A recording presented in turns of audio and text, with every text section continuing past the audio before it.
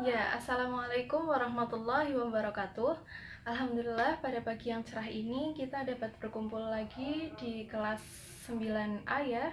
Ini kita bisa belajar lagi dalam keadaan sehat walafiat. Untuk mempersingkat waktu, sekarang Ibu absen dulu ya. Putri, apakah hadir?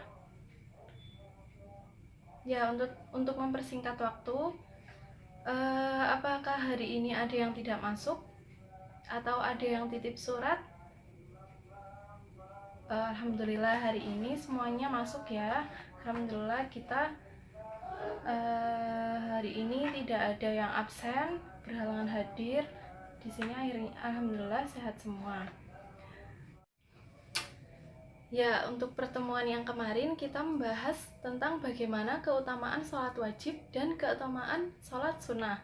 Untuk materi yang kali ini, apakah ada yang sudah membaca dari buku paket? Ada? Ya, untuk materi pada pagi hari ini yaitu bagaimana cara mengurus jenazah. Dari yang pertama yaitu memandikan, mengafani, menyolatkan, mengantar dan mengubur jenazah seperti itu. Jadi nanti kita bahas dalam pertemuan hari ini. Silakan dilihat ya dalam buku paket untuk materi-materinya. Sekarang kita mulai pada materi yang pertama yaitu memandikan jenazah. Mengurus jenazah orang Islam merupakan hukumnya fardu kifayah. Jadi fardu kifayah itu apabila ada seseorang yang sudah melakukan dalam satu kampung sudah ada yang melakukan salat jenazah itu satu orang. Jadi hukumnya untuk yang lain itu tidak usah melakukannya, tidak apa-apa. Tapi lebih baik karena kita sama orang Islam, jadi kita harus saling menghormati walaupun dia sudah meninggal.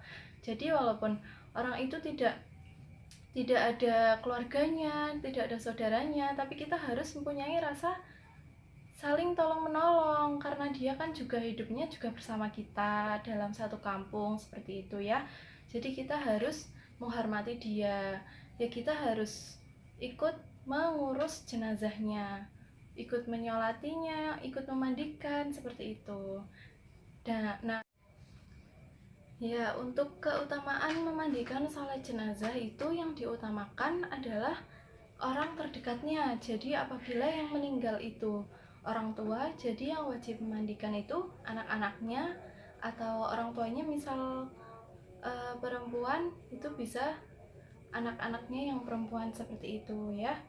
Jika jenazah itu laki-laki, maka yang memandikannya harus laki-laki kecuali istrinya. Jadi kalau misalkan yang meninggal itu laki-laki, jadi yang memandikan itu istrinya boleh, tapi kalau yang perempuan yang lain tidak boleh, dan anaknya juga boleh. Demikian juga dengan yang perempuan, kalau misalkan yang meninggal laki-laki, yang perempuan yang meninggal perempuan, yang suaminya boleh memandikan, ikut memandikan dan anak-anaknya seperti itu. Tapi untuk laki-laki yang lain tidak boleh. Kemudian dalam buku sudah ada ya hal-hal yang perlu diperhatikan dalam sholat jenazah. Yang pertama yaitu syarat-syaratnya, jenazah itu orang muslim atau muslimah, laki-laki atau perempuan yang beragama Islam. Kemudian yang kedua, badannya, anggota badannya masih ada sekalipun hanya sedikit atau sebagian saja. Jadi kalau misalkan korban kecelakaan itu masih boleh, tapi boleh kalau misalkan kecelakaannya itu parah, nanti boleh dimandikan sebagian dari tubuhnya. Kemudian yang ketiga yaitu keadaan jenazah masih utuh, belum rusak karena kematiannya sudah terlalu lama.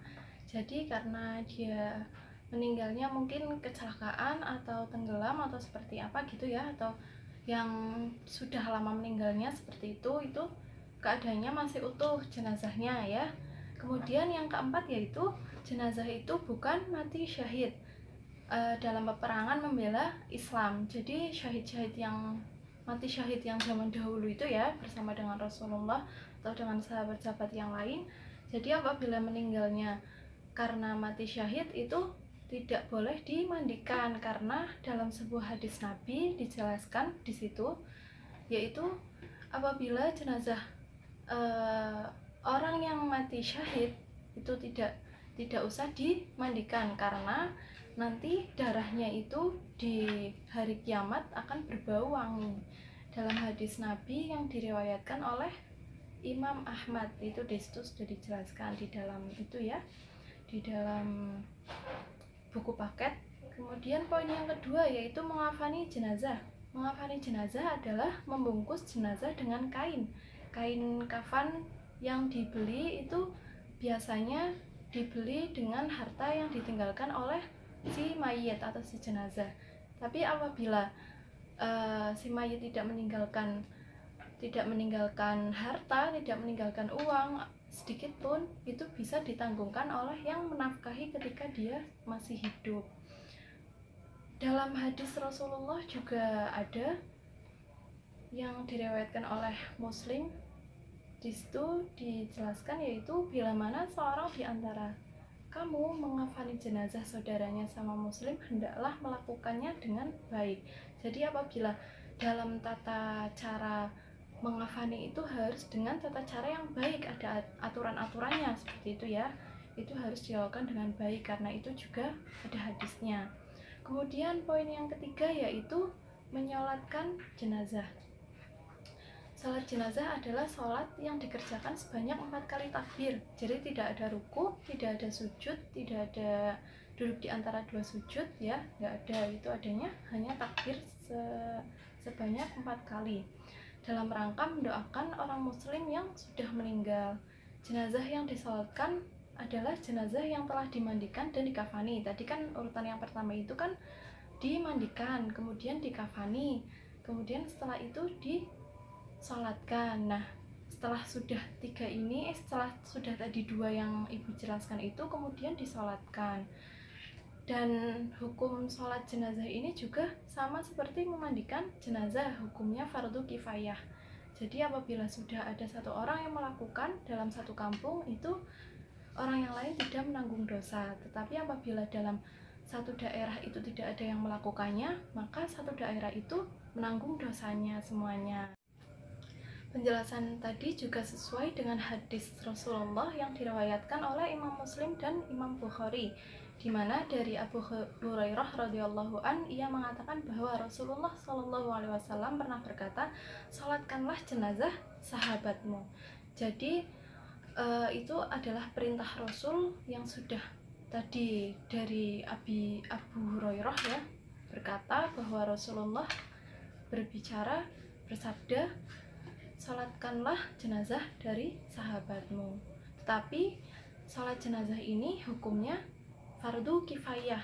Tadi sudah dijelaskan ya di atas, fardu kifayah itu dalam satu kampung atau satu daerah apabila tidak ada yang menyolatkan satupun, maka satu kampung atau satu daerah tersebut terdampak dosa.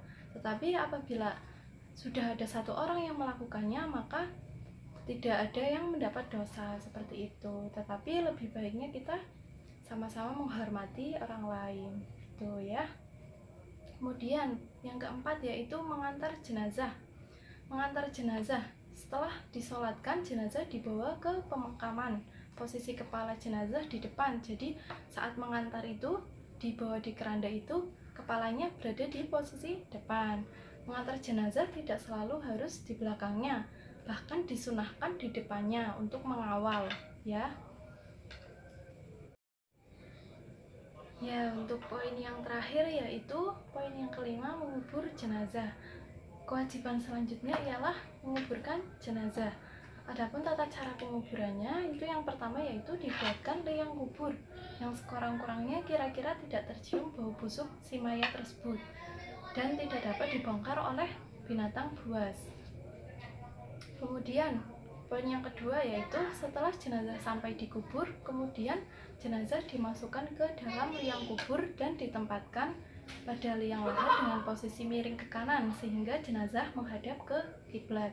Jadi jenazahnya setelah dimasukkan itu dimiringkan ke kanan agar dia menghadap ke kiblat. Kemudian yang ketiga yaitu seluruh tali yang tadi mengikat pada saat mengafani si mayit itu dilepas semuanya. Agar posisi jenazah tidak bergerak atau berubah, hendaknya diberikan ganjalan buatan tanah. Kemudian jenazah ditutup dengan papan atau kayu setelah dimiringkan tadi ya, dan jenazahnya setelah itu ditutup dengan papan atau kayu, kemudian di atasnya ditimbun tanah dan ditutup dengan rata dengan tanah, tetapi diberi sedikit dari yang biasanya tanah itu rata, seperti jenggulan-jenggulan itu ya. Kemudian diberikan tanda pada tempat kubur itu. Jadi di kedua sisinya itu diberikan tanda seperti yang sudah kalian lihat ya, yang udah sering kalian lihat di mana, di kuburan seperti itu. Kemudian ibu, untuk tugas hari ini ibu ingin kalian berdiskusi ya, membagi kelompoknya, kelompok 1, kelompok 2, dan kelompok 3. Untuk lebih adilnya kalian berhitung saja 1-3, nanti kembali lagi 1-3, nanti yang 1 berkumpul dengan 1, yang 2 berkumpul dengan 2, dan yang 3 berkumpul dengan 3.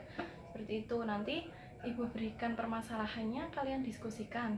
Setelah kalian diskusikan, nanti dipresentasikan oleh salah satu anggota kelompok, dan yang lainnya menyimak kemudian memberikan kritik dan saran dari kelompok yang sedang presentasi. Nanti kalian mendengarkan kelompok, misal kelompok 1 presentasi, kelompok 2 dan 3 memberikan kritik dan saran dan ditulis pada salah satu buku dari anggotanya ya. Nanti setelah itu ibu tunjuk secara acak untuk yang akan presentasi hasil diskusinya. Baik, setelah tadi kalian sudah mendiskusikan dan mempresentasikan hasil diskusi kalian dengan masalah yang tadi sudah ibu berikan ya, dengan masing-masing kelompok, nanti bukunya kalian kumpulkan, buku yang tadi hasil diskusi dan kritik saran terhadap kelompok lain ya, nanti dikumpulkan ke ibu.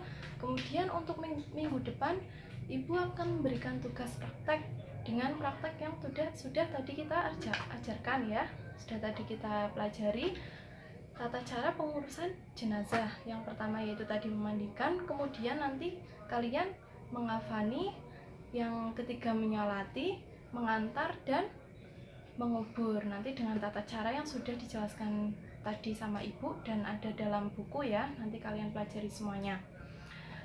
Untuk menutup pertemuan pada pagi hari ini ibu cukupkan. Untuk minggu depan kita praktek ya, praktek tata cara pengurusan jenazah.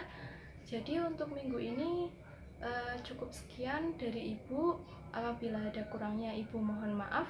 Wallahul muwaffiq ila aqwamit thoriq. Wassalamualaikum warahmatullahi wabarakatuh.